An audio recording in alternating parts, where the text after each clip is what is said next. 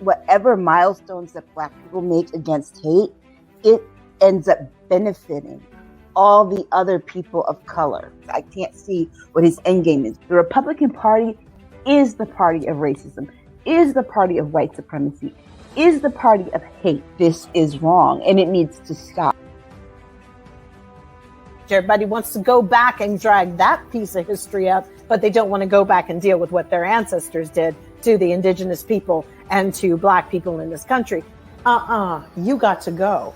And you got billionaires talking about going to space, and Jeff Bezos, go. Never come back. I hope you get lost. This man has lost his mind. Come on, girlfriend.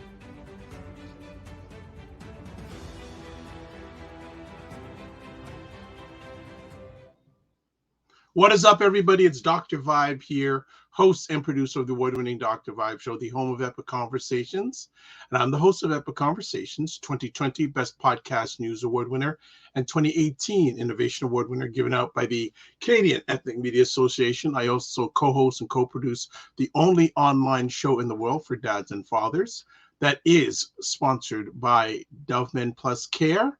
And part of that collaboration last year got me reaching out to over 100,000 dads and fathers around the world last year, and going to look at the same number this year. So we're hitting for it. We're hitting for it. As always, I like to say you're blessed, highly favored, a magnet for miracles, and a solution for someone's problem. And it is Saturday in September. We are here in September. Again, I love my Earth, Wind, and Fire song, but I only sing in the shower and in the car by myself. So you're not going to hear any Maurice White imitations from me. It ain't happening. It ain't happening. So, as always, I'd like to say thank you so much for joining us. I think we're back to Saturdays now for our epic conversation called State of Things with Aisha and Jill. And we got to announce it right off the bat, but thank you for everyone who's coming here. Let me bring up the guests, the stars of the show. So, Lady 1, Lady 2, Lady Trois. What's going on? Hey, what's going on, ladies? How we doing? I didn't go to jail this week. Oh my gosh. Sorry. Oh my gosh, what a okay. All right, well that's a good thing. Great start. Yeah, I didn't go to jail this week. How nice. So that's why did you almost go to jail? You know, being a single mom is difficult. Yes. And when you have a co-parent who does not believe in contributing financially, it is difficult. And when there's a stepmom involved, it's even more of a challenge. So I'm proud of myself. I only called her Karen once this week. Oh no. And I persevered. I can't blame anyone else. I'm the one that went and made him family. So, yeah. Wow. I'll put some bail money aside for you. I know. No, I keep some just in case. I've been doing that since 2005. So. Oh boy. Wow. That is an episode in itself. Co-parenting in the 2022. It is. I think that's a whole conversation in itself. Welcome, Black Beauty, and I'm happy to be here with all you guys. We're happy to have you, Cinema Canella. Yes. I see a full house today. Well, very full. It's very full. Wow. So Aisha, how was it taking your dear daughter back to school? Well, it was better. It gets better every year. This year, we didn't have a lot of moving to do. We got this, it's a rolling cart that folds, and we took all her stuff up in the elevator in one trip. And it was fine. Of course, the day after, I felt like I always feel when she leaves. And I'm just kind of like, what do I do? Yeah. You know, there's nobody around here to talk to. And then after a while, it got better. But it was a transitional period past weekend, because my nephew went to Ghana for the semester. Wow. Yeah. So on Thursday, he left for Ghana. My grandniece, who was here for the summer, went back to Maryland on Friday, and then we took my daughter Saturday. So Whew. all the little kitties are gone. Crazy. Did you get any rest? Not yet. I plan on doing so after the day. Wow. If I could stop driving up and down I-91, I'll be right. Oh my goodness. A lot of driving. So how many years left does your daughter have? She has, after this year, she has one. My nephew graduates from NYU this year. Wow. So, yeah. Whew. A lot of graduations to attend in the near future. Yes. Yep. Excellent. Nice. Excellent. Jill, how was your week? Very hot. It's like over 100 degrees every day here. Exactly. So really the main objective has been to stay cool, and it's just going to be like this until Wednesday. And even then it's, who knows what kind of a reprieve we'll get. But yeah, we're really getting slammed with some but climate change. Hasn't it been like that for years now in California? Because whenever I speak to either yourself or other people in California, the weather hasn't really gotten any cooler. This is the hottest year where it's like 108, 111 in places regularly now. Before it was like 90 something. And that was normal. Yes, it was hot. But, I think parts of Palm Springs were 120, 125. What? I saw that. Yeah. Death Valley was over 125. Yeah. So, we're starting to be like Qatar and Dubai and stuff, like out in the desert. And what's really crazy is I just saw a report that they're talking about air travel is going to be so bad because more turbulence because of climate change. The turbulence is going to be, so if you are a person who hates turbulence, you better call your doctor and get some Ativan or some Xanax or whatever you need to fly, because it's not going to be pretty. Wow. That would be me. Yeah, it's going to be very ugly. I'm not a great person dealing with, or make sure you don't book the back of the plane as much as pay that extra money to get a little bit of mental peace for a decent seat, because it's going to, it's crazy. This is hot. Like you get in your car and it's boiling. It's just crazy. Yeah. And then the people who had EVs, like electric vehicles, they're trying to tell them that they have to charge at certain times, not at peak time. Oh, wow. So I know that was kind of like the joke for everybody. Like, oh my God, LA just banned the purchase of, you won't be able to buy a fossil fuel car after 2030. Yes. But the problem is America is so behind the 8 ball on solar and new energies that the fact that we're sitting here is really because of people who vote Republican and who are not progressive thinkers. And that comes back to them, because the reality is other countries are building like roads that charge as you drive. They've set that up, but not here in America. We're about solar energy and all of that stuff. So we'll either die by rising water levels, because, the last sheet in the Arctic fell off the other day. So we're either which increases the sea level a foot, they say. So we're going to either go by water or fire. You tell me which is better. But really, we really waited too long to do so many things. And you still have states that are waiting. Like we have a 2030 mandate too on the EV buses for schools. Right. And then 2035 for EV vehicles completely changing over. But you go to that Southern Bible Belt and that Rust Belt, and it's like they can't comprehend driving a car that doesn't use the fossil fuels, but then complain about the smog and all that stuff. It's ridiculous. Maybe an earthquake will cut across the line and just chop them off.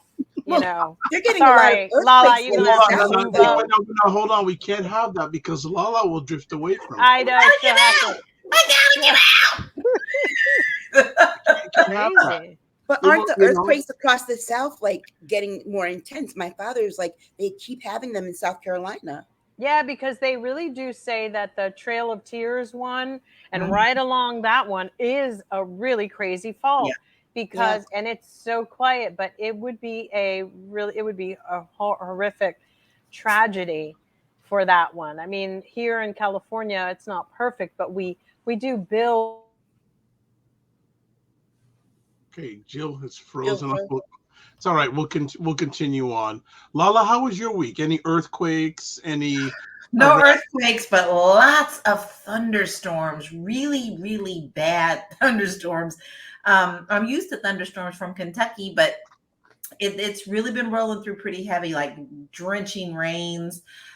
Just the heat after that is pretty unbearable. I literally don't leave the house unless I absolutely have to. So I'm kind of with Jill on that. This whole world, this whole climate change thing, people who are in denial about it are stupid, just plain and stupid about that, because it is happening. It is shifting. No one can breathe in this. And there are a lot of people here that don't even have AC.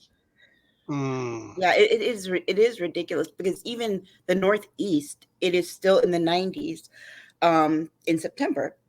And that's so rare. That's so rare.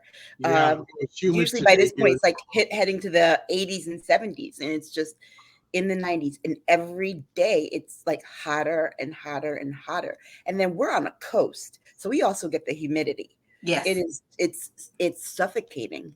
I can't do it. When we first moved here to Florida, it was interesting because I had just gotten my health back on track, and I had started jogging, learned to jog. And I was able to do that in California. I didn't care what time of day it was. Even on the hottest days, I could run. And I just was not thinking. And when we moved here and I started jogging on that first day, I was like, I'm not going to be able to do this. So I had actually talked to a friend. She said, we don't go outside. Don't go outside. So I can't jog outside. It's just too nasty. All right. So Tamara is saying, hello, guys. I can't believe it's already September. My birthday is coming up on September 11th. Yeah. I'm 1 year younger. I've decided to age backwards. Well, I like that. Age back. What an interesting day to have a birthday on September. I know. Mine is this month, too. Yeah, that's going to be interesting. Black Beauty says, and hi, Black Beauty. Well said, Jill. Even in the late 1980s, when I lived in Germany for 18 months, the rail and aka Autobahn highway system was advanced well beyond our highways then and even now. In the construction of highways, like that's when I was talking about driving down I-91, there's this merger in Connecticut, it takes you to 95 and 91, and they merge, and they reconstructed it recently, and it looks like a roller coaster, because it makes no sense how they constructed it, right? Wow. And it's like you have to go this way, then up this way, and down and around. It goes from a 6-lane highway to a 1-lane highway, like that. And so there's always traffic backed up, and you would think that this was their modernization. This was recent construction. You would think they would do better. Yeah. Well, folks, what do we do better here in America? Not much. Well, that's the other thing too, is that the state can't design the highway system because it's federal. Yeah. So that becomes the other problem. Bureaucracy at its finest. So, folks, if you haven't heard Jill for a few moments, we don't know where Jill is. She froze, and I don't know. I took her out because she was frozen. So hopefully she'll be back in a moment. But everyone else, let's continue on with our conversation topics. First things first. This got a lot of people talking this week. Biden calls 45 and MAGA Republicans a threat to the very foundations of America. Oh my! And they lost all their cool. You know what? This speech is kind of like the part 2 of that speech that Barack Obama gave about race when he was running in 2008 after the Jeremiah Wright thing. And then he gave that speech.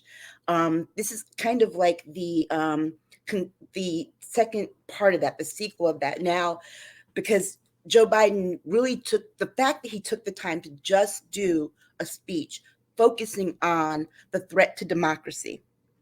It was something that was needed, and it was very skillfully planned, because it came out. He did it after that last survey that said that most Americans this election cycle are concerned about the threat to democracy. See, Republicans have had it wrong. That poll has got to have tripped them up, because they're thinking, oh, the cost of gas, these economic issues, and it turns out that everybody is afraid of what this MAGA cult is doing to the country. It's penetrated the leadership from the local governments all the way to the federal, and the more we see Trump on the defensive, and we find out all these things as different pieces of information come out, we realize how much danger we actually are in. That's kind of like what September 11th did for a lot of people. It's like there was the warning, no one believed it until it happened. And then when it happened, it's like, wow, this really is a major threat. And we're here in a country where you have people who believe in a civil war occurring, as not just a civil war that is a race war, and to call them anything but would have been a misnomer on his part. Now, the problem that I do have was the fact that he said he still believes that there are some common sense Republicans.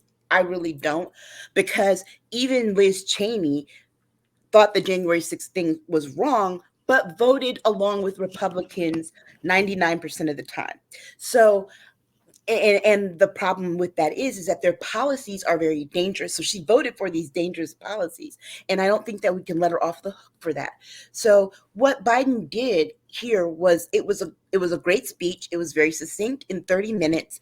And the very smart thing was the fact that they leaked a little bit of the speech and let Republicans, Kevin McCarthy, go and kind of, I have never heard a presidential speech where the rebuttal came before the speech.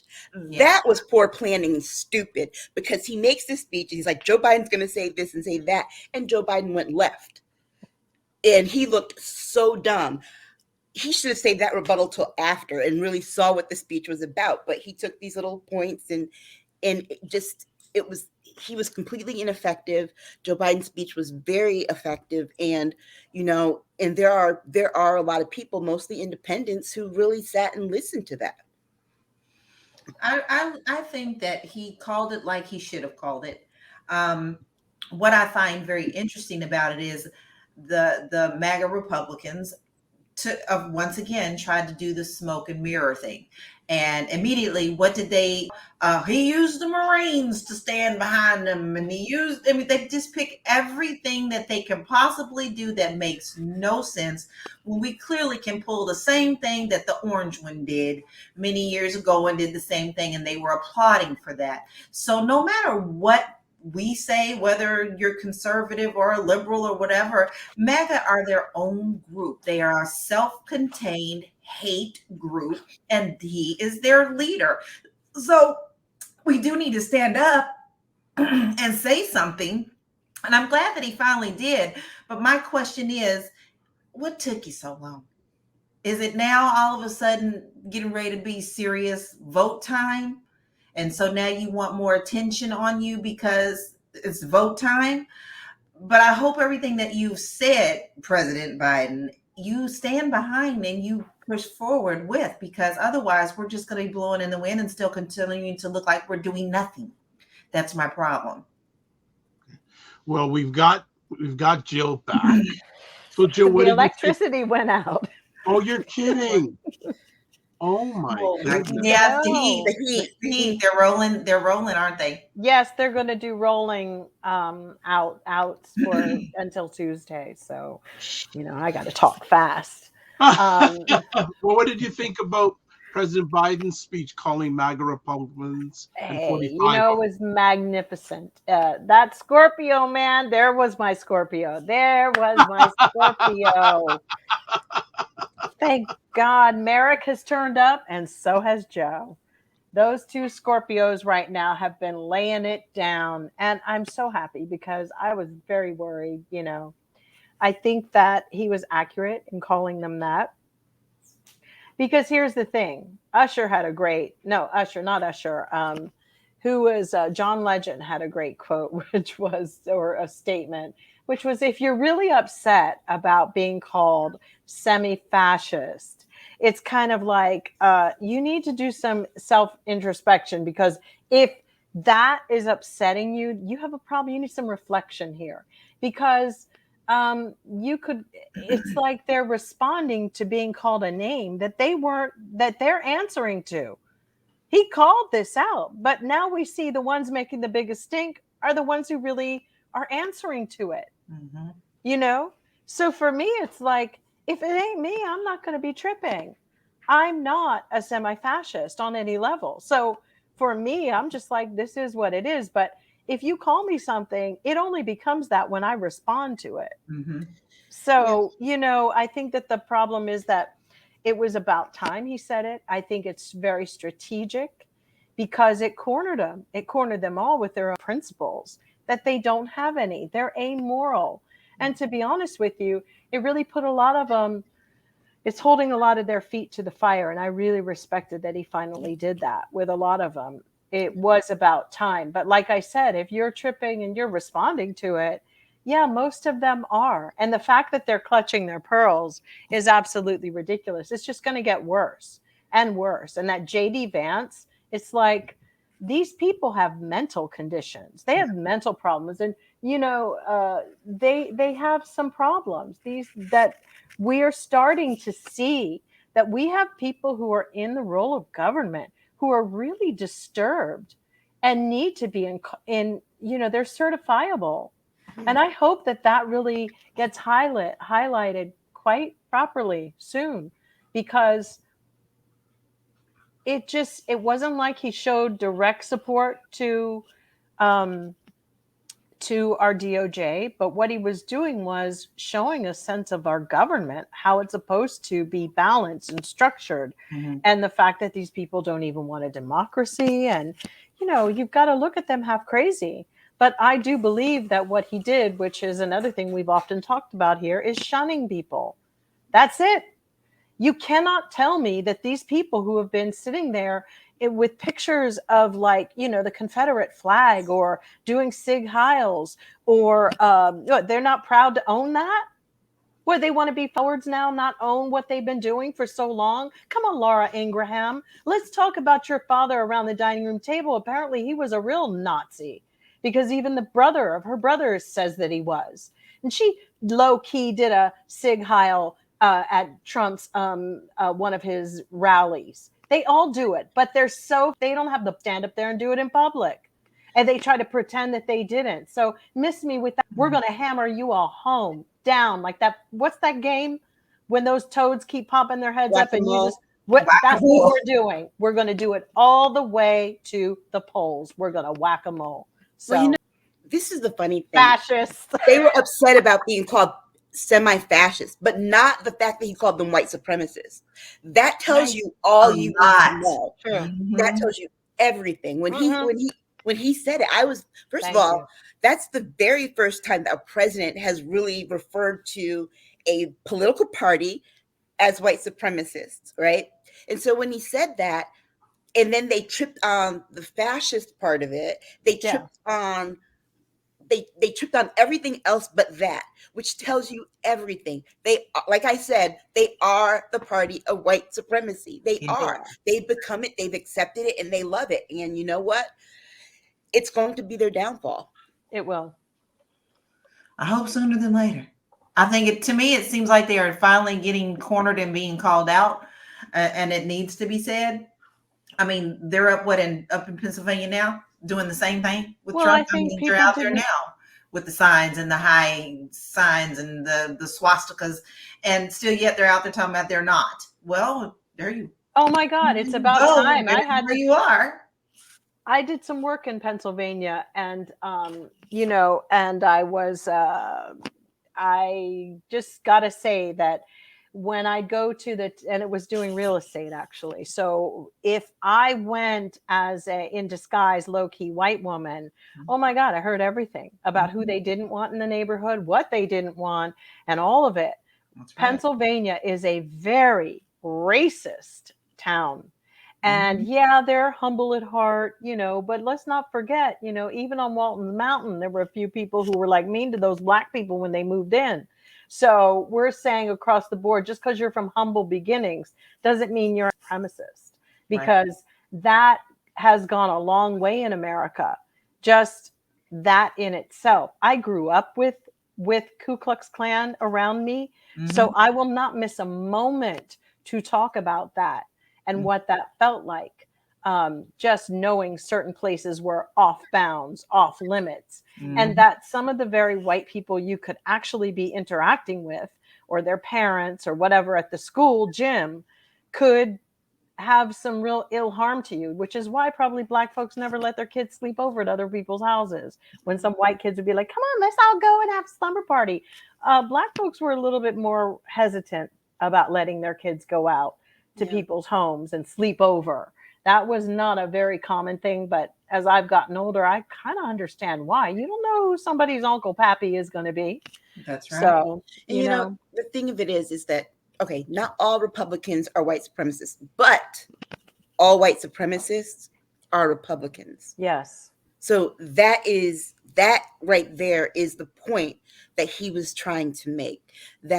And if you clutched your pearls about that, if you got upset about it, Elise Stefanik, that means you are a white supremacist. Yes.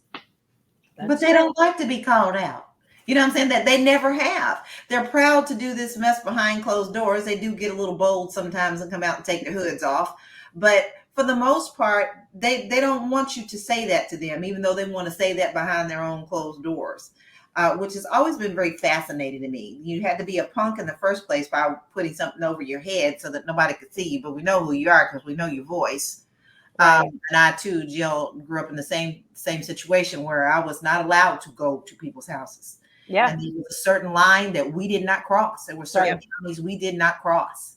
And it was very clear I was not to do that. So I just see that this isn't going to end until something massive happens. Once again, I really feel like the ashes are going to have to be burned all the way down before a phoenix is going to rise, because you cannot put something back in a box once it's been released. Well, they got a surprise coming because they've underestimated their adversaries. Well, not only that, but it's like it won't change until the media starts shunning him. The media stops covering him. I wrote this tweet to someone the other day. We only have one president at a time. Okay, that's what our law says. We can only have one.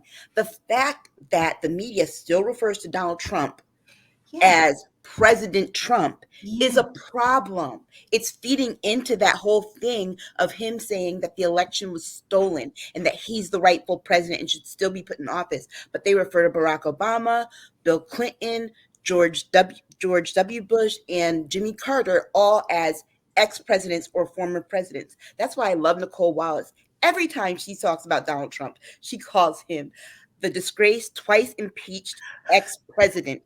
Every time. And that is how people should refer to him. He is the former president, because it's like, I don't even understand why the media covers him to the degree that they do. This both siding everything. You're not doing both sides. You're telling us more. We're hearing more about this BS than we do about the things. How is it that we did not know about this Indigenous woman running in Alaska back in June? We just find out now because she won. That's right. But we should have known before. But no, they made the decision. They're going to cover. I mean, Trump can burp the alphabet and they will cover it. It doesn't matter. And it's sick, actually. Well, they're going to burp his demise. They want to catch that. Let me just cut some comments here. Regina saying 100% Aisha, the problem for Republicans is that 45 will get indicted and they will have nobody to blame but themselves because the leadership knows what he is. Cowards. Totally. Black Beauty is saying, I agree. President Biden called it like it is. But remember, the Republican MAGA cult's always going to play victim. Yeah, I saw. But if we stop giving them oxygen, they won't have they won't have who are they going to? If we cut off the spigot, they just like turn it off. Right. Well, it's interesting because I saw your girl, Marjorie Taylor Greene, wanting an apology because she feels now that her life's being threatened. But I did see another story how 45 called the Democrats terrorists or something like that. They've got actually video. He's called us fascists too. Yeah, he's And considering and like is. and these people Antifa, and they have the stupidity to call people fascists for anti-fascism Or snowflakes. Remember that was the other thing. You know, but I'll go one better. They're a bunch of snow roaches. You know, so there. I heard somebody call them snow roaches. I sent you that along like about a year ago. Snow roaches. You know, my list of things. So family, don't you wish you had some intel on the conversations that Jill and Aisha have outside of here? I know we have to chat. I've been so busy the last couple of weeks. Me too. No, I know, because I always get fascinated on some of the stuff they tell me offline of what they go. Oh my goodness! I text Jill last week. I was like, I'm so tired I could cry. I was literally sitting in my chair crying because I was that tired. Oh, I was like, I need to tell somebody. I'm so tired I could cry. Jill's like, go to bed. Yeah, like go to sleep. Like seriously. Go to bed. I felt like a newborn baby. You know when babies don't want to go to sleep and they're dog tired, but they feel like they're going to miss something? That's how I felt. Yeah. Okay. Well, let's move on to the next. We haven't talked about bless you. What the FBI found at Mar-a-Lago. Let's talk about what they didn't find because he done took it somewhere else. I know, right? What was in those folders? I'd like to know. 48 folders. I'd like to see 48 folders of missing items. But Trump did this thing, right, where he actually admitted to having them by saying, "Oh, well, I didn't have them spread out on the floor like that. They took them out." Like, oh, so you admit to having them when he's an idiot. You were saying you didn't have anything, right? And so, yeah, he's like, they made me look like a slob. That was the only thing that he could focus on. Right, a slob without the papers, bro. He looks like a slob, and he really bugs him. They actually put McDonald wrappers around him. They had photoshopped the McDonald. Did they? But oh my God, no! Yeah, but they found, what was it? They found 54 top secret or something like that. 48 empty folders and over 10,000 documents, pictures, everything, press clippings, everything. Wow, it's like, yeah, and it tells you something though. We've been trying to figure out for the longest time what he had over all those Republicans like Lindsey Graham, Kevin McCarthy, all these little scared penny and ass people, and now we know that that this man has been taking intel on everybody. And he's obviously been getting intel on other people. What we're going to have to find out is what specifically did he ask for about things about people, but he had that access. And when you see all this, you realize why Joe Biden made the decision that he made, right? Because clearly somebody had to tell Joe Biden, hey, we think this man has these documents because we can't find them. We don't think you should be giving him briefings anymore. And so he was mad because Joe Biden took that away from him. He's the only former president that does not get regular briefings because he can't grit, right? I mean, here's the thing. I tweeted this too, but it's the truth. When Kid Rock did this interview last week talking about how he was at Mar-a-Lago and Trump was showing him top secret stuff that he saw that was classified, different maps and things about North Korea. He did. Asking him what he should do, asking Kid Rock what Trump should do about North Korea. Okay. It was insane because you know that he's one of those people, he treated it like a coffee table book. Yeah. That's why he had them where he had them. Right. If anybody comes in his office, hey, look what I got. It's like we're in this other world of just high school all the time, and he's trying to be the popular kid. Yeah, but I think Hoover tried to hide the fact that he was doing all this garbage, but not Trump. Out in the open, all day, every day, and then to have nerve enough to say, "Give me my documents back." Yeah. That's the part that's the part that gets me. Everything clearly was stamped property of the United States, and he thinks it is his. Just like he thought the money of the country was his and went and gave all these PPP loans to people. Just like he thought that the attorney general's job was to be his attorney, not the attorney for the country. He thought the presidency belonged to him, not the office of the presidency. He has no kind of self-awareness outside of his own ego. I think he knew he was just going to change it. And this is the thing. I don't think he knew, Jill, because here's the thing. And the reason I say that is because once they said something about, a president can declassify anything, that was something that the news media reported. Then he went back and said, "Oh, I declassified everything." Yeah, but I don't think so, only because there's people that come in and say to the assistant, "Hey, I gave him documents and I need to give them back to the secretary of the military." Like, there's people who their jobs are to follow up on that and harass if they don't get them back. So that's one question. Like, who are those that had to deal with this? Because towards the end of this tenure of his being in, power, they must have been sweating like bullets, because the reality is they knew. So who had that job? Was it Mark Meadows? Was it whoever? Because if it was somebody who knew, I just don't believe that they did not tell him. Bill Barr even said nobody's ever done that. And we all know that Donald Trump always thinks he's above the law. That's why he's a sociopath. Because you tell him that's a red light. No, a sociopath knows. A sociopath always knows. They don't care. Big difference. Yeah, but here's why I don't think he knows. I didn't think he knew, because Mark Meadows was the person who was in charge of that.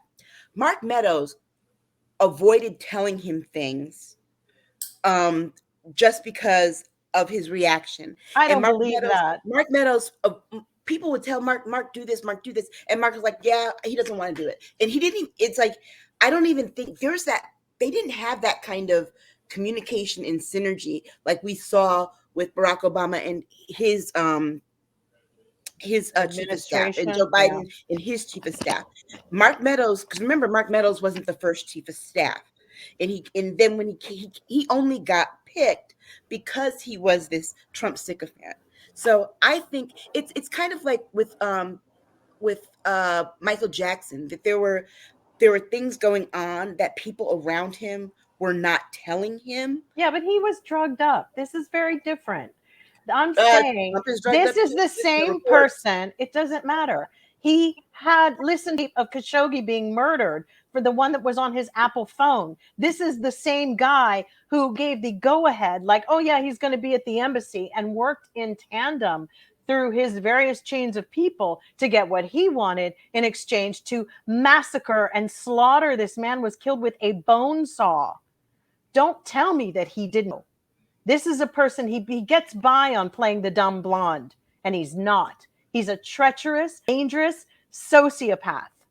And he has done some heinous things that I think he makes the devil look like a child of God, like an angel. Donald Trump deserves everything that's coming for him, and they better bring that train fast, because he knows he wanted those documents, because God, all we know, we don't really know. It could be Khashoggi's tapes, screaming and dying. What would you find fascinating? What macabre? He wants to talk about Joe Biden's back set. Did he look at his trees during Put Together? That looked like those people are, they call satanic, because that's who they are. People wake the fist like out of his tree. That stuff is fodder and entertainment. I'm telling you, if you that is priceless. Selling a bunch of wolf tickets about Khashoggi and his death, and then sitting up there at the end of it being all nice to MBS and stuff. No. At one point, I started thinking he's answering to him. He's Khashoggi. He is MBS's left hand, because for a while he was working with them in mind. I'm sorry, I will never believe that he didn't know the protocol and how things were. What's crazy is he is. There was one guy in the music industry that I know never left a picture behind of anybody anywhere. In fact, spent the last part of the evenings always collecting Polaroids and pictures. Donald Trump's that guy. That's who that. There's people who just think that 10 steps ahead of what the possibilities are. Everything is like fuzzy or backgammon. But the part for me is that he took to, I don't think he completely understood the responsibilities of the office of the presidency, because he took to it the way you would expect the president of a private company does. Really? So that's why he said Edward Snowden need to be put to death? That's why he said that WikiLeaks should be like killed? He thought that was okay because they leaked information. I said, he would have said that regardless, but but it's not. I mean, that doesn't make sense. This is a person who thinks he's above it all. He knows what a leak is. I'm not saying that. What I'm saying is that there are aspects of the job of the president, and there's protocol, there are the laws that govern the office of the president. He came from private industry and did not appreciate the fact that there were kind of guardrails for how you govern as the president.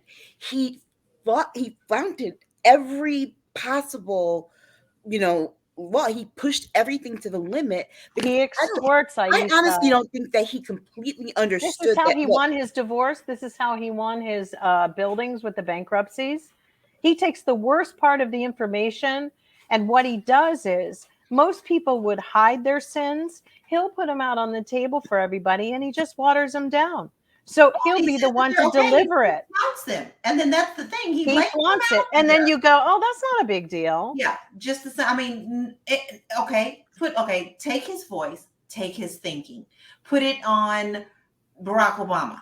Anything, oh my God, they were ready to crucify him over a tan suit. Yes, it's true. So no, I'm sorry. I think he got his experience from what he knew that he could get from his business, how everybody coddled him, and all of his sneakiness and all of his planning. So when I do believe he was surprised that he got presidency. I will say that. Yeah. But once he knew that he was going to be president, my man saw dollar signs. Immediately, the first thing I think he thought was, who can I get on today that I can use for power? What can I do to gain more power and money in my life? I don't care about my wife, whatever. I don't care about my kids. Well, that was clearly the point, though. It was, you could tell that he was going to try and monetize the presidency. That was the intention when he ran. He was trying to make as much money as he possibly could through his super PAC. He didn't expect to win. That shocked the hell out of him. And then when he won and learned, there are all these steps that you have to follow, it's the laziness in him that was kind of like, well, no, I'm the president. I can do what I want. And it's like, no, you really can't, because the law says you can't. Well, I'm the president. I do this, I do that. And that is the part for me that I'm just like, there's that disconnect in his brain to where he sees the word president and he thinks it means you are in control of everything, even all the laws, and you can change the laws and you can change whatever. You are the absolute ruler. And that just happens to not be true. And no one in his camp, he had all these yes men, no one in his camp stood up to say, hey, you really can't do that. And you might not want to do that because you could go to jail. And no one had the courage to say that. I think that's a bigger part of the problem than even his understanding, is the fact that no one around him had the courage to even say, hey, this is the law. You have to do it this way. What's the point in having all these people behind you? What's the point in having an administration if you're not going to listen to them? That's why he just threw any old person into any old office and didn't care. It's like, he just like, oh, Ben Carson, black guy. Oh, we'll put him in charge of HUD. That's because they deal with public housing. Nothing. That's where all black people live. I'm Trump. I mean, that literally is how he went about governing. And it's scary because if people for 1 second forget how it was those 4 or 5 years, right? The year he ran and the 4 after, in 2024, he will do it again. And we cannot forget that. Now you and I agree on that. I think the fact that he got in the first time shocked all. We all were crazy. And that was really just because a lot of people had this animosity toward Hillary Clinton. Let's be clear. It was the candidate that came out on the right. That was like when John Kerry ran. It was the candidate. Yes. Al Gore, it was the candidate. True, but now we're in a different situation. Is going to see the same outcome because see all the people who are quiet. It's not the ones I'm seeing out in the streets that I'm so worried about. It's the ones that are behind the closed doors that we don't. The ones that will smile in our face, even say things that are nice and gentle. But once they get behind that ballot curtain, they're checking that Trump box. That's who I'm worried about. Because those are the ones who screwed us in the first place. And we're seeing it now. We're seeing it within the elections that it just came through, the same situation. Look, if you don't believe that white women uphold white supremacy, then you're crazy because they are the ones who voted for that man, 53%. And then almost again this last election. So, I feel like I'm all for voting rights and all this other stuff. On one hand, part of me wants to say, oh, some of these people do not need to be voting. But on the other hand, I know that if I say that, they will extend it to these people. Right. All right. Let me catch up. There's been comments as always, so we'll do some catching up to do. Regina says, wonder what the witnesses saw and what security video showed. Welcome as always to Jen. Thank you for stopping by. Regina says, the passports mixed up with the top secret documents points the finger squarely at Agent Orange. Yeah, what was it with those boxes? He had all this stuff thrown in with that, his passports, clothes. Yeah. And then Black Beauty says, I believe 45 takes extra elaborate efforts to pretend he doesn't know the rules because the pricing nefarious. So he doesn't, but that's the other thing about what they said about like even the presidential briefings that they gave him every day. Someone recently said that they were told to do more pictures, less words. For him to not know, for him to have to know what the job of the president was would mean that he would have to read that. He would have had to read that big booklet binder thing that they give to the president when they first come in office. And a long time ago, Mick Mulvaney said that he didn't read it. So the man really didn't know because he didn't take the time. It was below him to even take the time to try and research and read and learn about it. I don't think that he didn't care to. Why? Because he had no interest in governing. His only interest was in making contacts and blackmailing people. Regina continues and says the two impeachments are small beans compared to selling confidential security documents to foreign nationals. True. And Black Beauty says 45 as well as sociopaths are extremely clever predators. Bottom line, he knows the rules, laws. He just doesn't care. And part of his MO is exploitation. Yes. Yeah. Very true. I mean, I feel like just because somebody wants you to, I've worked with people who were in the corporate world, sad to say, who were like, fast, just put it up. I want to know, blah, blah, blah. Get cut to the chase. You know what I mean? Now, that's from business people that have worked in it too long and have earned their money. And he took that into the White House for sure. But I do believe that he thought he had a staff that they knew it, so they should be just bringing it to him. But here's the crazy thing of all is people who are that charismatic, and I'm not sticking up for Donald Trump on this level, a lot of times if they don't, that it's a tremendous leap of faith to trust people when you don't know a little bit about what you're going into. And that was his mistake, one of his big mistakes. he didn't really know the capabilities of anybody. And some of the shisty little like friends he has, like the little white-haired dude and all that, they're little mangy friends. You know, he's got his mangy side friends. Yeah. And, you know, Giuliani and all of them, they knew, he thought they would be a guiding principle, but they were dastardly things that they were doing. The problem is that it didn't, then you have these tried and true people who went through politics school and they're all political and they're all blah, blah, blah. And Trump knew how to dismantle them. He knows how to get under the skin of a Lindsey Graham or of all of them. He knows. But what was crazy, or Mark Meadows, who becomes so inept, Bill Barr, who is the AG, who's totally impotent and can't guide this ship directly, is too afraid to say anything. These are like not leaders at all. We had no leaders.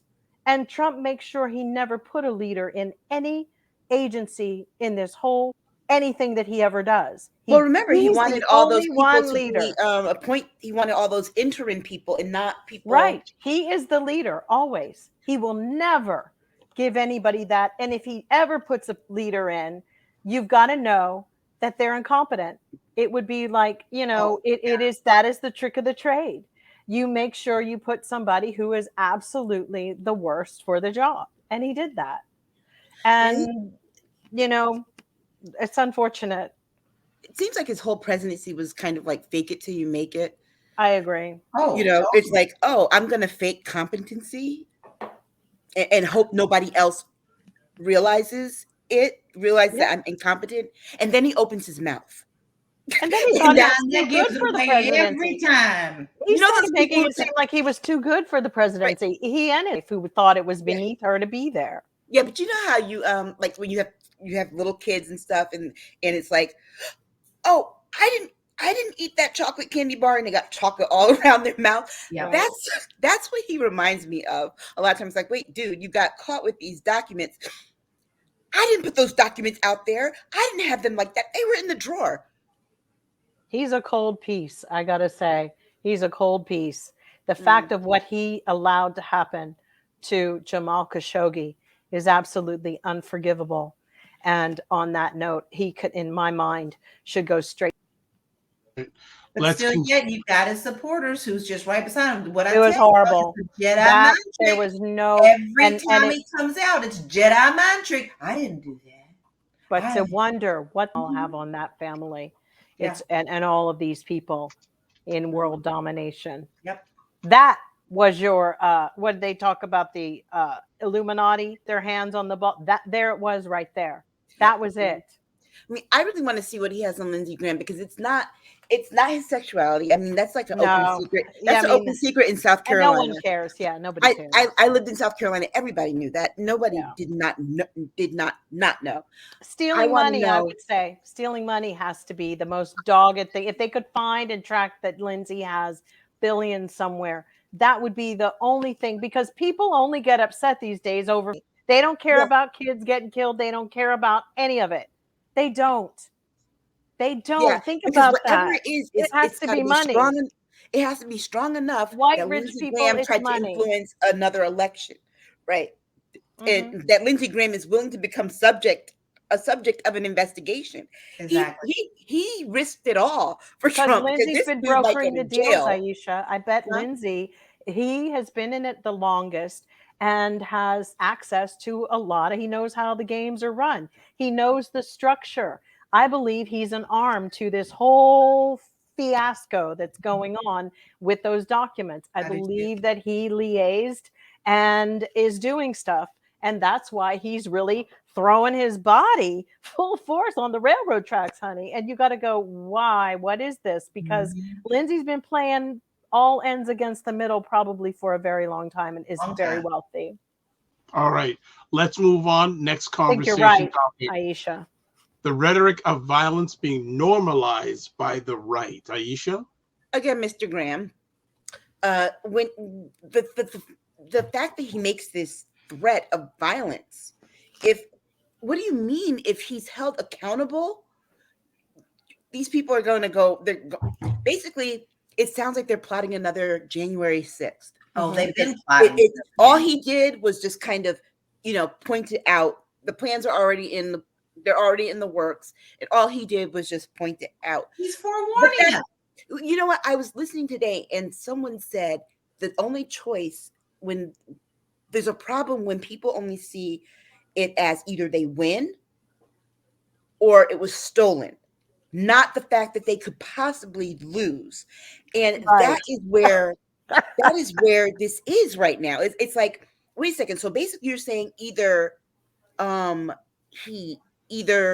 Republican sweep or it was rigged. And so that's the logic they're going to go into.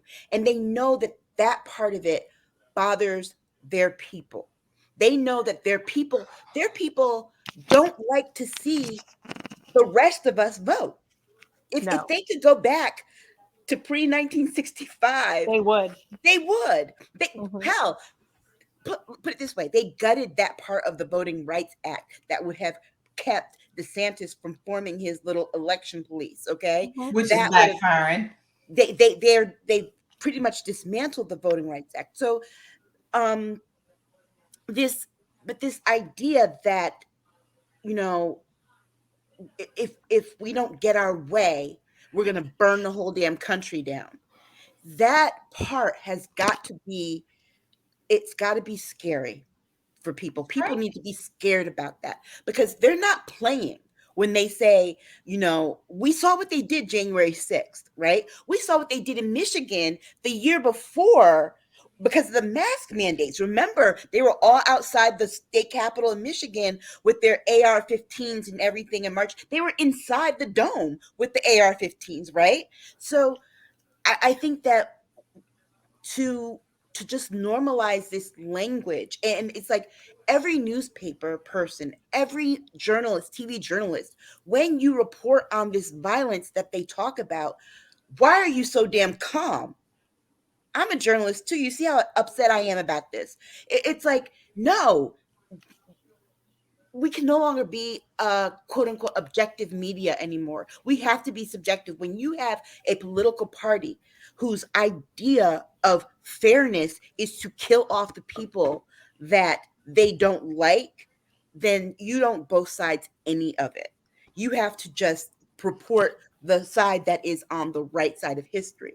And right now, this whole thing, this violence is scaling upwards. You know what? People, I warn people about this. I've heard other people warn people about this. Look, the Tea Party is going to be a problem if you don't neutralize them now. And what happened? The Tea Party has morphed into this, whatever it is. I don't even want to call it a movement. Whatever this is, they are the same people. They are the same people. And unfortunately, they brought along a whole bunch more with them. And how do we know this? Because 75 million of them voted for. And that is the scary part. And part of what they say, they're violent in just not just their speech at the rallies and stuff. They're on social media and they're violent. And it's like you say something about the president being racist. Well, you know what? The first thing those supporters do, especially if you're a woman and a woman of color, is they talk about raping you. These are violent people. And to make this violence and for the media and other people to try and make this violence seem like it's a normal part of life is, to me, the scariest thing. People need to be out in the streets with this because this is going to we've seen what happens when the country's violent. The country is violent. I had a friend from Australia the other day telling people friends of hers who were coming here, it's a very violent place. Please stay on your P's and Q's. America's violent.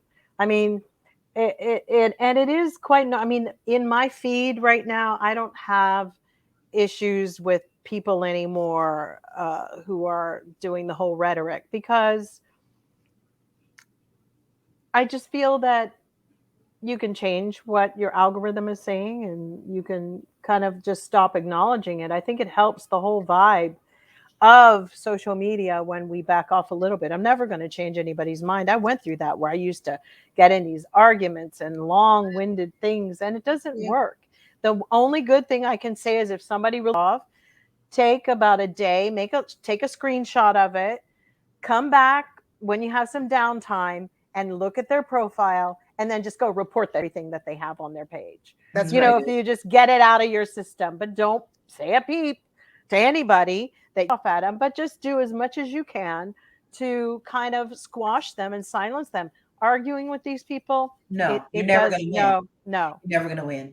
I mean, And we're loose seeing lips sink ships, right? That's just right. can't do it anymore. I just never forget. I mean, I think I've discussed this before. I have one friend. I don't even know how in some situations that we do. It's because we can talk. We talk, but I never will forget when he lost this election, and we were together talking at a picnic table, and she literally said, "Well, this was clearly stolen." I said, "Wait a minute, hold on. First of all, since when do y'all start claiming things? Had this been a Democrat, what would you have said to us? Suck it up, Buttercup. You Right. lost." Right. But now the shoe is on the other foot, and you want to cry wolf. Yes. And I never will forget her eyes when she looked at me. I touched her somewhere in there, because it was this look at me like, oh, I never thought about Exactly. that. I think they forgot about the 2000 election. Oh, I Because brought it up. remember that the 2000 election, Mm-hmm. and Al Gore went through the Supreme Court. They were all like, remember, and this was just 1,100 votes. Yes. 1,100 vote difference. Yes. Not 6 million like with Trump and Biden.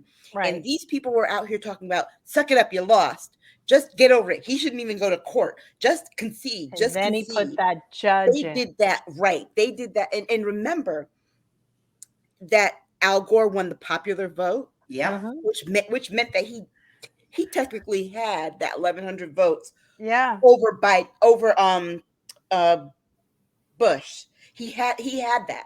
And so, and people, put it this way, historians have said that election was stolen. But the people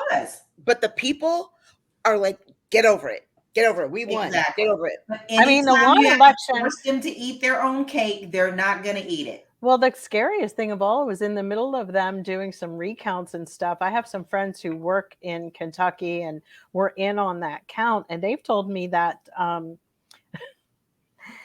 that the inconsistencies that they found were actually with the Republicans.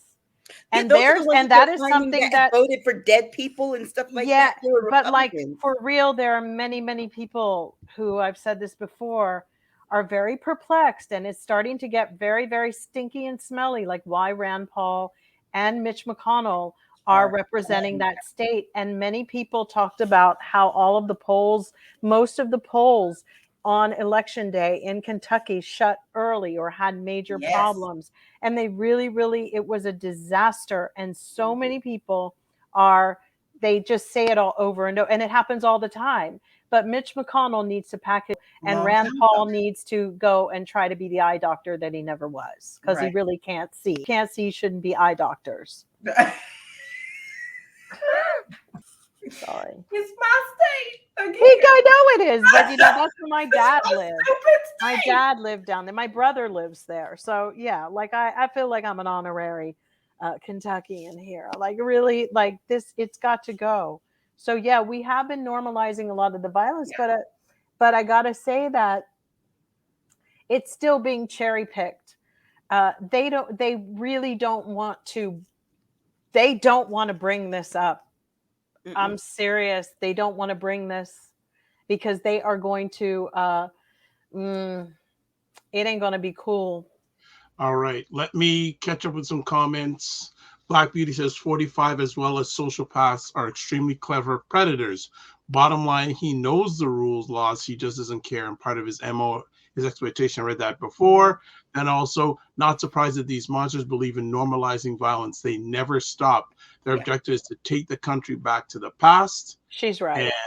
And Omai says, Jill, you're 100% correct. It's as scary as HELL. So let's move on to our next. Well, that's one thing just to say that I had said, it never went anywhere. Racism in America. You know, we have been so focused on our culture, which was primarily being held up by the bookends of America, the coastlines, Florida, you know, New York, that whole Eastern board, and then we had the Western board, but nobody was ever dealing with the ones who said, we're forgotten now, nobody loves us. Yeah, there's a reason they were forgotten. And now we see why. Well, also, And too, they don't make up the and bulk of the how about we just population. forget them again? But also, too, they forget that they're not the majority of the population. The majority of our population in this country lives on the coast. But what they've done is, you know, they come in here sucking up food and heat and making all these demands. And the real problem here is, I mean, for me, I really wish that the Democrats would start with this whole buying up the houses and then the housing market and stuff. I really would hope that they start renting out to Democrats in certain areas, if they can figure out how to do that, because that's what I believe a lot of this buying was about with the hedge funds, that they're still going to try to control what's going on election wise and how they're going to gentrify and codify and all of that. Because let's not forget, you know, not to bring up Breonna Taylor again, but you know, there was a story that came out that said that this was the mayor and his people had a plan to gentrify the area. Yes. And it's since come out of the police who went around the back of the house and made the first shot through, which is why the police responded in a barrage of bullets. It was never her boyfriend who shot at them, never. But this was a plan, a very sick, dangerous plan. And, you know, the forgotten places in America are actually quite frightening. Yeah. And they've been racist for as long as I've grown up in this country. They just hid it. They were hiding it.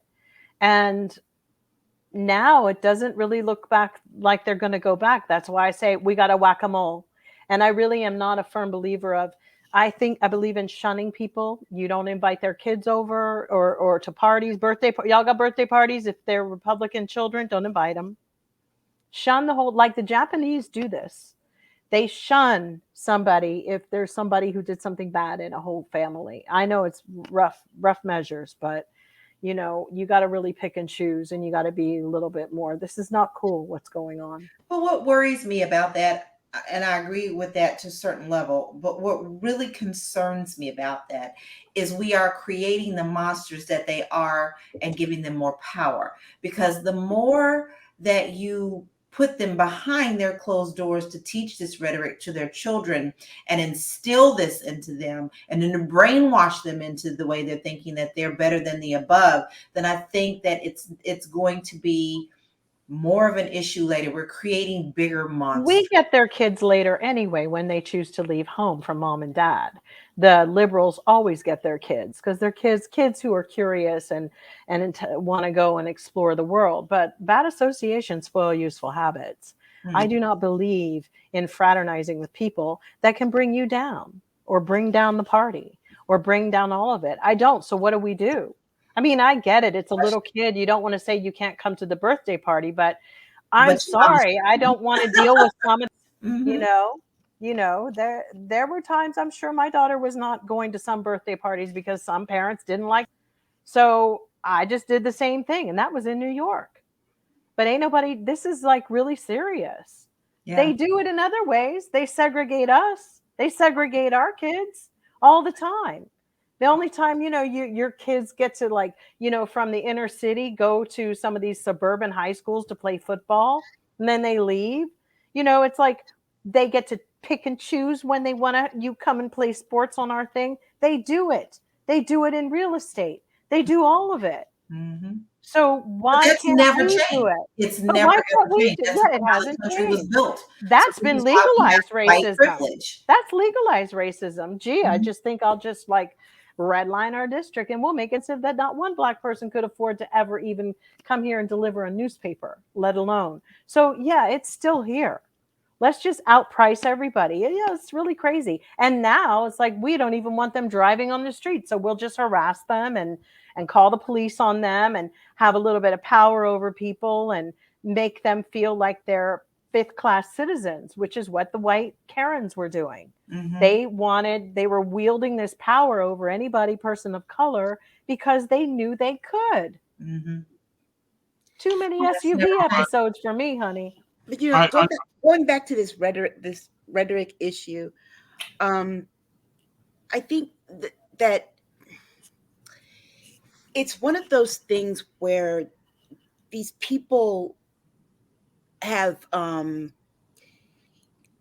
take Lindsey Graham, for example, right?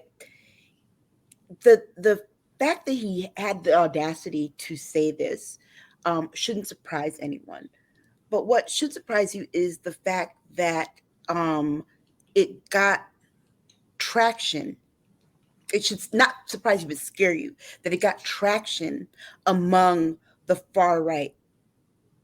And what are they doing when they heard that it was a dog whistle, but it was a blatant dog whistle? And what are they doing? They're suiting up and they're getting ready because they're just waiting on the command to do what they did on January 6th again. And this time they're more organized, and it's not going to be just the federal government. It's going to be at every state capital. And we're taking notes from what they did wrong. Oh yeah. Mm-hmm. Oh yeah. Because let's be very clear. That wasn't the ultimate plan. That was a tryout. Mm-hmm. That was a tryout. When they do this next go around, it's going to be so sophisticated. And we better do something soon, because these people are not playing. These people want their damn country back. I don't know. Look, they think that they look. I'm sorry. They want the country that they stole back. It wasn't a fair fight, because the next time they do it, there's going to be bullets coming back at them. So there's a big difference here. We don't really know. They really would be optimizing on something that's not founded. That's the whole point of this. Like, they were given the courtesy. I doubt that they will be given that again. I mean, let's never forget the government lock in Baltimore once. Don't ever, and I don't care if they're white and they think that it can't happen to them. At this point, they need to consider that it might, because I watched Waco, Texas.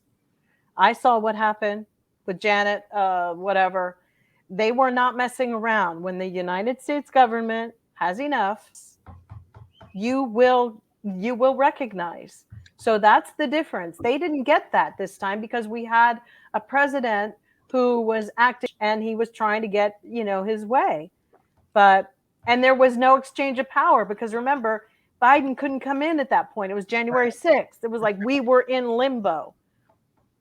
But just look at what they did. I mean, this is a great example. Like, I always hate to use Breonna, but it's a massive turning point for a lot of things. Okay, she had no idea she was going to be a martyr for all this crap. Of course. But I remember when the Black organizations, the Black gun owner organizations came in and said, okay, y'all want to come with your guns? We're coming with ours too. It's true. And it scared the hell out of all of them. However, the ones who are always in the closets are always ready. Who showed up on the other side? Yeah. What is that going to get us? I don't know. But remember, they couldn't even get people to show up at the Capitals on the time they tried to do it again. Yeah, true. So they've been cut at the knees a little bit. I honestly think, though, that the reason that didn't happen at the different capitals, because first of all, I remember the one they were supposed to have in Connecticut. They were all planning on meeting in an IKEA parking lot. IKEA shut that down. IKEA said, but they were supposed to do it in all major cities, and they couldn't do it. Right. First of all, people to get up and go. I'm telling you, they've overestimated their people. I think that the difference between that and this, they're okay on this, but they ain't about showing up. But most inflammation. But I don't think that they were as organized as they were January 6th when Absolutely they were doing not. the state things. I don't think that they were as organized. And remember that the direction for January 6th, as we know, came from the top down. With those individual state things, that was a bottom up kind of thing. And so I really think that was where that went wrong. But make no mistake, they learned from that too. And so they're going to the next time, they're going to they're going to do something. It's going to be bigger. We need to really And the keep our eyes Capitol open. Police are ready for them. Yeah. This time, the Capitol Police might not be what they think it's going to be, because Right. they killed our Capitol Police. But They you know, killed hey, them. Their orders. Make no That's mistake, the another Capitol thing Police, that's unforgivable with make him no in mistake, power. the Capitol You think he Police, would be their on orders. his knees crying and Yeah. saying, "I'm so sorry." He didn't give one fly, not one of those officers. I'm sorry. Well, the other day he said, "What Capitol Police died as a result of January 6th?" You know That was what? something that he said for real. It's like He tries to play too much. That he Yeah. couldn't be my man. I'd beat him. Okay.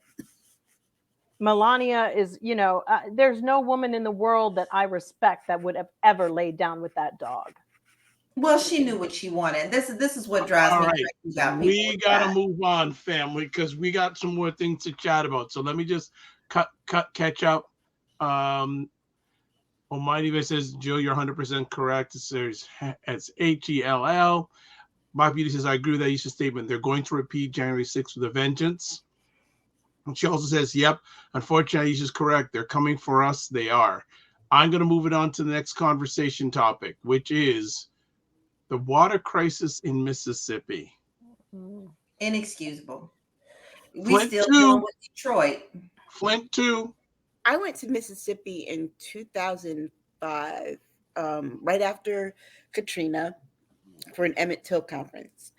And I've never seen poverty the way I've seen it in Mississippi. You still have people who don't have running water. We went to a small town, and like the mayor is sitting in overalls on the front of a storefront, and it's like just the pace of life. But it's you realize, especially down in that Delta area, going towards Jackson and down and further down, this is where all the Black people live in Mississippi. Okay. And remember, Mississippi has the highest concentration of Black people in any state.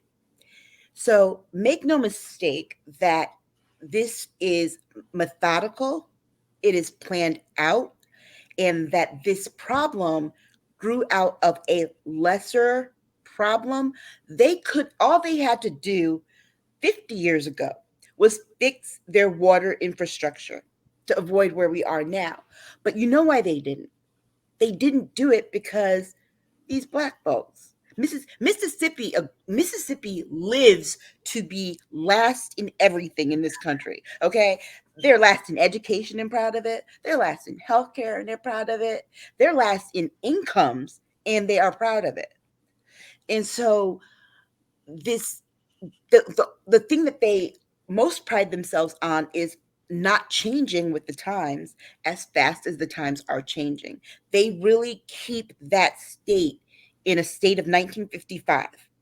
And so here we are, they've got this 1955 problem in 2022 with the water, right? It's like, at this point, people are better off getting well water than getting the water that's treated from the plant, because all they had to do, the mayor of Jackson told them 3 years ago, hey, you got to do something with this because eventually this is going to happen.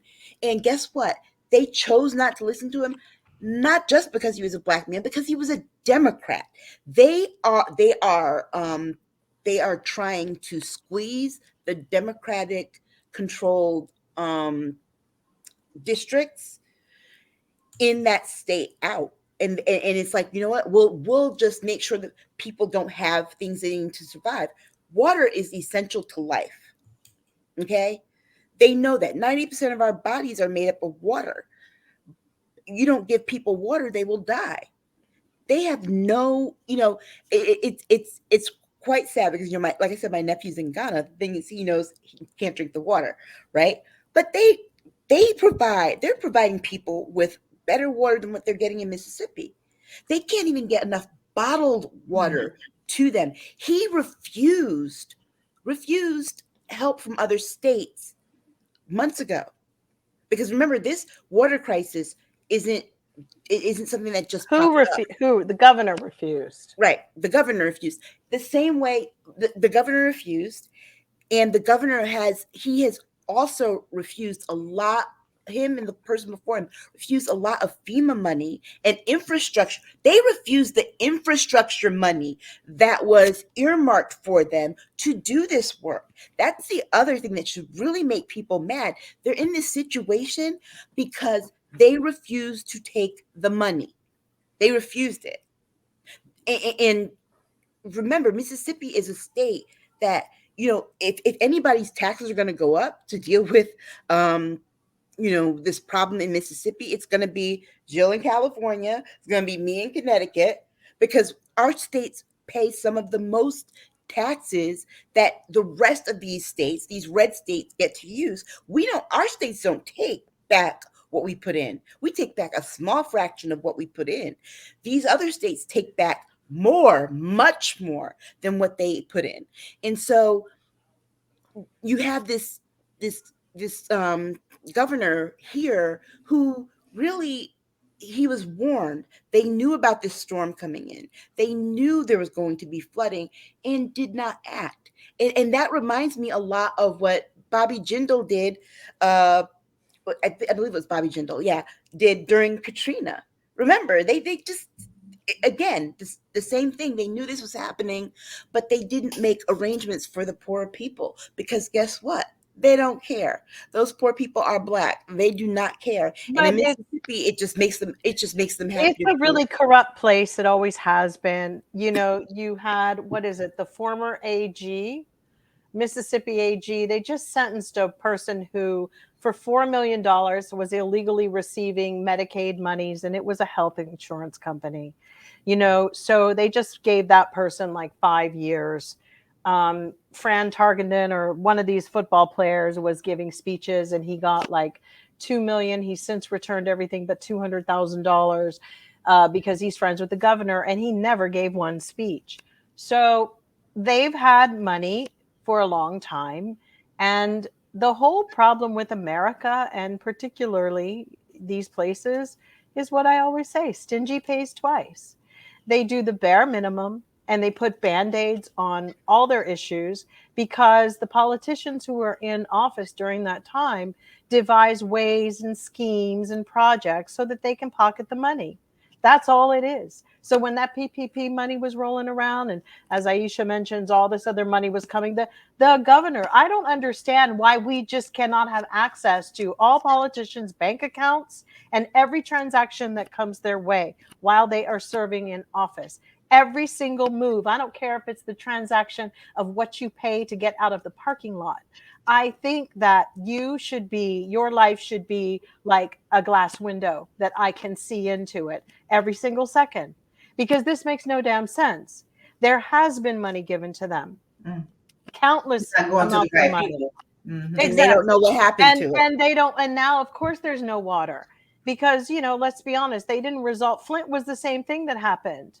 And, Obama didn't do so well on that one either, because it's leagues and leagues and leagues of corruption that's so deep down that it's really hard for, every AG and everybody to get to the root of it. I mean, look, you've got like Mississippi just put away somebody who took $4 million from the Medicaid fund for poor people and elderly people in Mississippi. There was a person, the Medicaid fund, that they did not want to expand, by the way. Regina Thomas, whoever you are, you're going to jail for 5 years. And, it's like, really? All of that? We have really created we don't believe in giving each other the best. We don't want people to have nice things. And we'd rather hoard it. That's why there's a bunch of damn hoarders. That's not a great mindset for a national bunch of people. But it now makes sense. You got this crazy, it's everywhere we see. Rich people are crumbling. Kanye West has all the money of the world, and he can barely, he's just, falling apart. There's everybody. He got a PPP loan. Yeah, another one who got a PPP loan. Yep. And yet people who really needed it. And we have rich people who get upset about and there's people who literally have no water. and they say, "Oh, but you can take a shower in it." I'm sorry, what part of water No, do Yeah, you? but did you hear? nobody They said, shower- "Don't you open your can't mouth." drink it. The advisory is can't- not to shower with. It's not to shower in it. They're telling them boil the water before you shower in it because you got. I heard an advisory that said they could take a shower, but keep your mouth shut. Keep your That mouth is the shut. one That's that what I heard. And I was like, we know that things absorb into our skin. It can make us sick if I put on a cream that I'm allergic to. So what's the difference between toxic water going on my body? Exactly. And let me just let my kid go in there. Baby, don't open Yeah. your mouth. Come Yeah. on now. There was this one woman I saw on MSNBC, and she was saying how she's like, I'm so scared. I'm even boiling the bottled water because she's like some of the water she's getting is like locally sourced. Well, then now she's I'm going boiling too far. Just buy the water She's from, like, buy something else, Then the news goes and does stuff like that. We don't need to hear the women, everybody who's unraveling too. I'm going to boil that. Then you have a higher gas bill. It's like, that's pointless. The point is also these people needed to be out voting. It's really important. But there's the other side of this is, remember, Mississippi is one of those places that in some of those districts where the Black populations do vote, they shut down like 95% of the polling places. And so that can never be changed, and they need to figure it out. I mean, Aisha, we cannot keep bringing, it can't get changed. But let me tell you something. God. But let me tell you something. The state, the different places in the state are so spread out that if you don't have adequate transportation, and remember, there's a state that doesn't have really good public transportation either, like most southern states. That's the whole of America. Yeah, but you can't hit every crisis at the same time. And let me but if your closest polling place is 40 miles away and you don't have any transportation, you can't take the bus to get there, you don't have a car, and the cost of an Uber you can't afford, how are people going to get to the polls? Guess what? I mean, there's plenty of groups. And remember, they stopped them from doing mail-in voting. Okay, well then they should just give up and not live anymore. Okay, I mean, what are we supposed? I'm not saying that, but I say we have to understand the challenges. We have to understand. We have to be realistic. Why? There's advocacy groups. There's white kids all the time going down in groups trying to get these people to do things. There's a little bit of onus on it for them too. In Atlanta, come on now. You mean their mayor didn't know? Atlanta's also a city. More than 80% of Mississippi is rural. Please, I mean, Laurel, Mississippi is an up and coming, thriving little town. Their HGTV has been doing some really interesting things with many communities that are basically dead because it's a mayor's job to start bringing in money to a community. I hope these mayors understand that. That's what you're being elected for, to generate and regenerate stuff.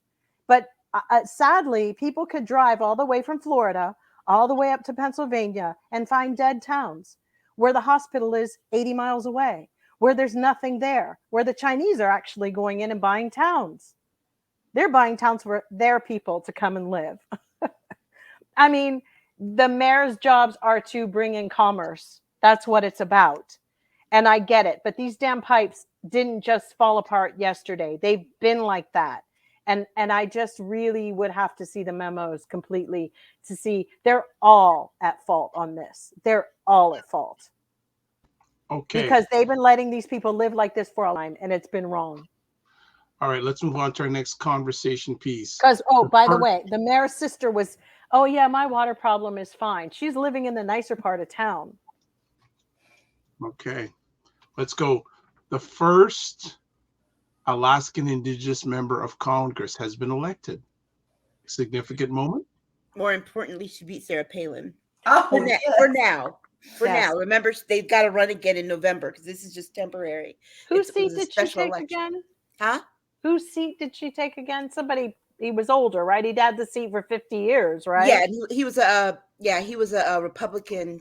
That's the other thing. The other thing, it was the first time a Democrat took that seat in 50 years, and it's the only congressional seat that the state of Alaska has.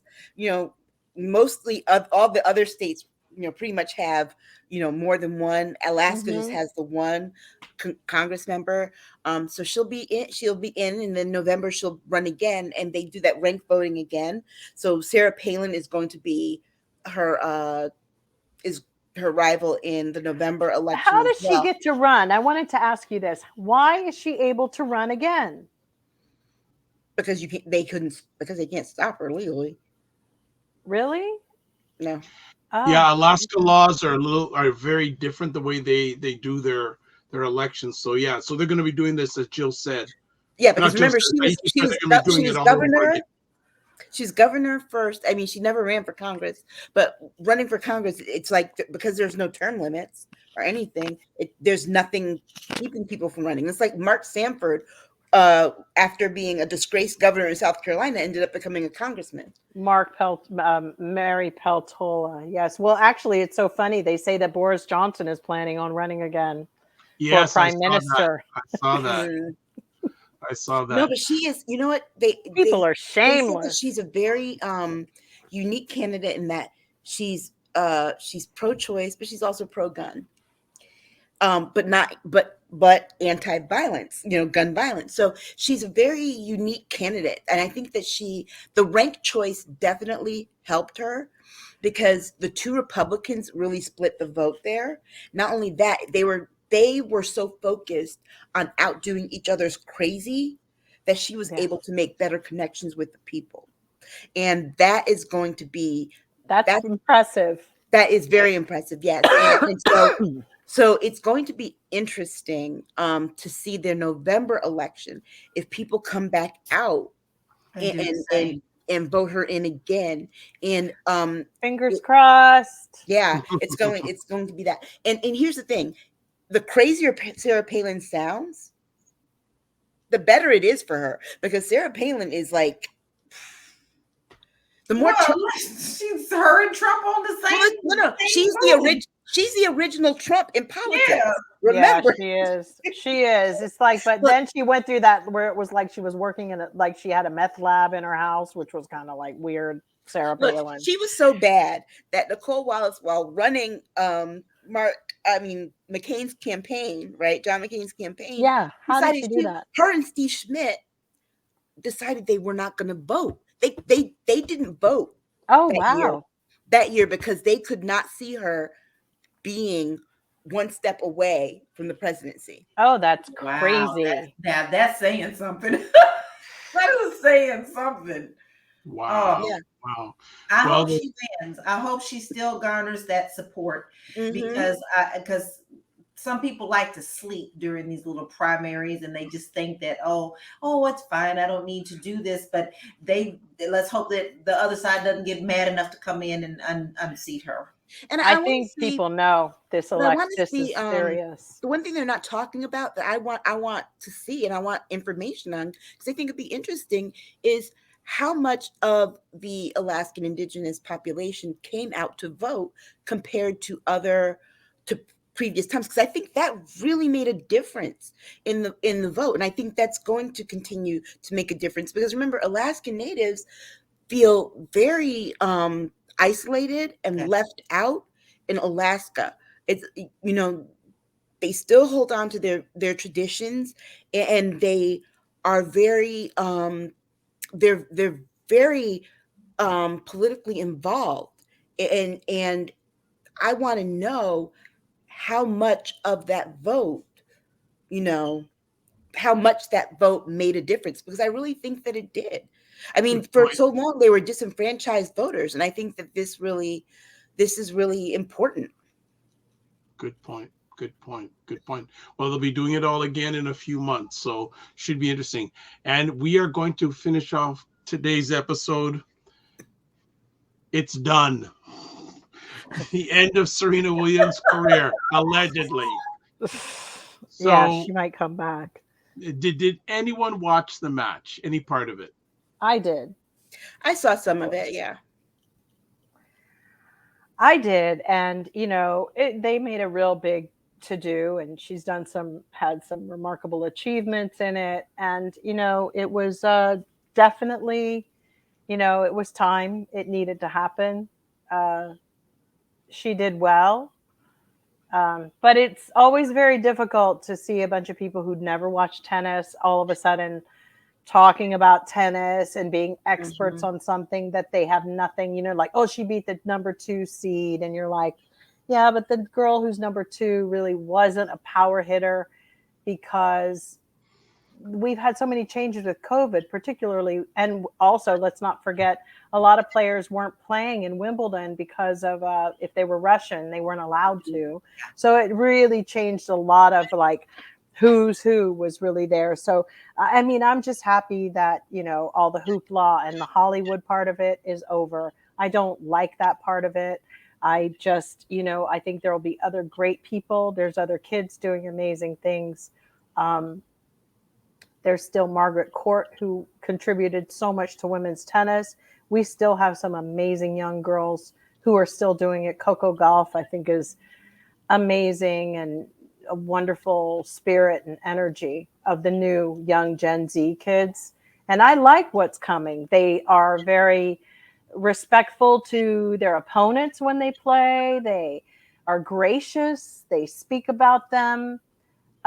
In this whole macho, I'm number one, that kind of stuff, that's phasing out. I'm curious what's coming next. I don't know if we're going to be the kind of world that's going to really have what we have had with this, like the best of all time. I think it's definitely the energy shifting.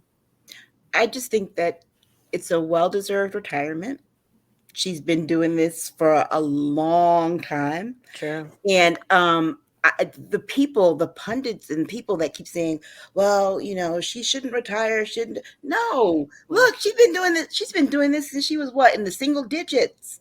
Yeah. It's time. Let the woman go. Let her be happy and, you know, have life. Oh no, I don't know if she wants to go. She said she might come back. I think. Yeah, I saw that too. But you know what?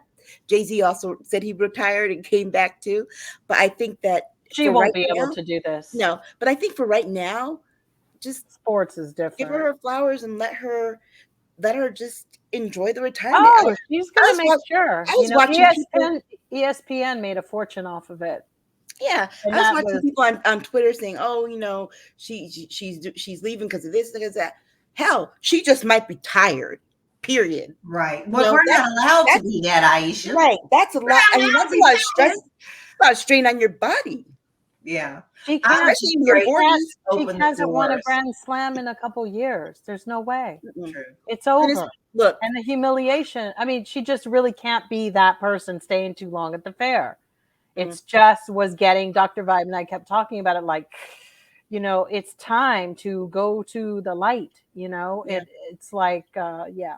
And, you know, she just recently turned 40. The day you turn 40, and tell you this for all you people who are not 40 yet. You're going to be 41. You wake up. You wake up. And your body, the warranty on your body has expired. Everything hurts. Everything.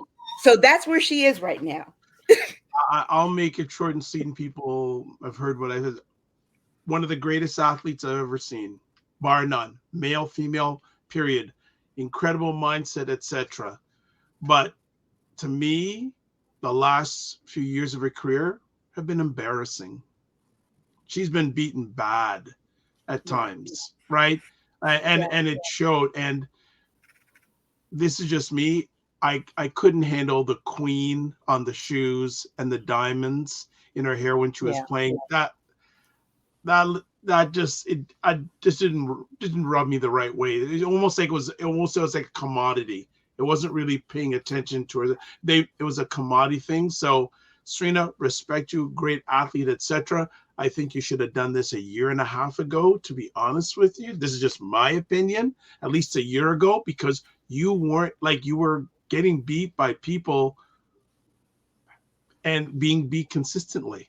So, but again, it's different if you're in the heat of the moment, that you're an athlete and she has a lot of pride, etc.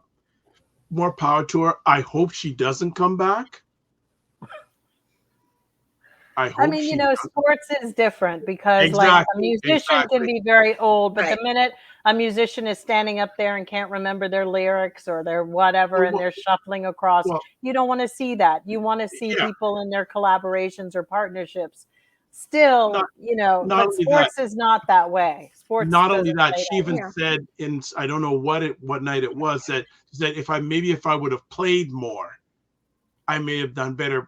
and she would just again. No, but see, I found that to be a little bit rude to the girl Aja who beat her, because the really crazy thing is that girl has never been above 50 in the rankings ever. So you're talking about ever. So, Yeah. and I really thought the crowds at the US Open were the most disgusting crowds I've ever seen. Short of Australia had some really bad ones. It must be just English speaking countries have just become the most rudest, obnoxious people. I don't really like the part is if somebody makes a great shot and it's not me or it's the other person, I really do think that a respectful audience should applaud for that too. I really think there's some great people, because greatness cannot exist on its own. It happens because of other elements together. But what happened is that girl beat Serena Williams, which was thing, and nobody said anything. And Serena didn't really say her name, but like I basically alluded to the fact that if she'd have played more, she would have beaten her. And I got to say, no, you wouldn't have. Well, but I found it a little bit not gracious to be like on your way out the door and you still talking like, but that's what it is. It's a very masculine energy thing that I just don't find interesting.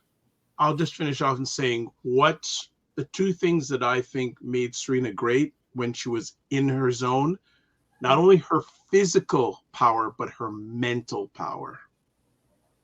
Why? If you're slamming if you're hitting a ball, like you're the guy from the Fantastic Four. But I just say, but her mental focus was always good. But again, too many distractions, and she isn't what she's, and she knew that. But let's put it this way: the mental energy that she took to stay as long as she did on top, she couldn't keep that even when she's playing with players half her age. That takes even more mental energy because she didn't have the same physical stamina as she had before, and that she needed to go on those mental reserves that maybe not be there. But that's just me. We're done with Serena. Ladies, thank you for another epic conversation. And also one other thing, everybody, Lala is part of the family now. She ain't special guest anymore. I was going to say that at the beginning, but she is part of the family now. So, Lala, we are happy to have you on board. And I'm happy to be here. Good. Now you got to change the name again. And we're not going to cut your state off until you escape, right? He'll get me out first. All right. Well, thanks, everybody, again for watching live. And as always, we'd like to have our friends, our stars, share their contact information. So first up, the new member of the family. You can find me at Realty Goddess on all platforms. That's type in my name, Lala Key. You're going to get Realty Goddess anyway. So come on and you'll see her doing things like this. And she's very active on social media. Next up, Jill D. Jill D. Jones, Twitter, and Jill Jones Music at Instagram. There you go. And Aisha K. Staggers. Aisha Staggers on Twitter. That's the best way. Short and sweet. You can catch myself, all these things at the bottom. Website, email. Oh, I better put myself back on. That's interesting. All right. Put myself back on. Website, email, YouTube, Facebook, Twitter, Instagram. So thank you to everyone who watched another epic conversation live on the report. Listen to it on replay. And as always, thank you, Jen. Great conversation as always. Thank you so much. So as always, to end off with this: live your life as a dream. If you can dream it, you can make it. Sometimes you have to get smaller to get stronger. Block assumptions and aim bigger, aim better, aim higher, aim wider. And wherever you're watching this, please subscribe. I believe we're going to be coming back on Saturdays. We're going to start doing Saturdays all over again. So thank you so much for taking the time to watch this live, watch it on the replay, or to listen on the replay, or to listen to it live. So live your life as a dream. If you can dream it, you can make it. Sometimes you have to get stronger to get smaller. Block assumptions and aim bigger, aim better, aim higher, aim wider. Love, faith, and respect. Remember to give yourselves grace, and don't just manage your time, manage your energy. And we will see you next Saturday night, 9 p.m. Eastern Time, 6 p.m. Pacific. God bless, peace well, keep the faith, and walk good.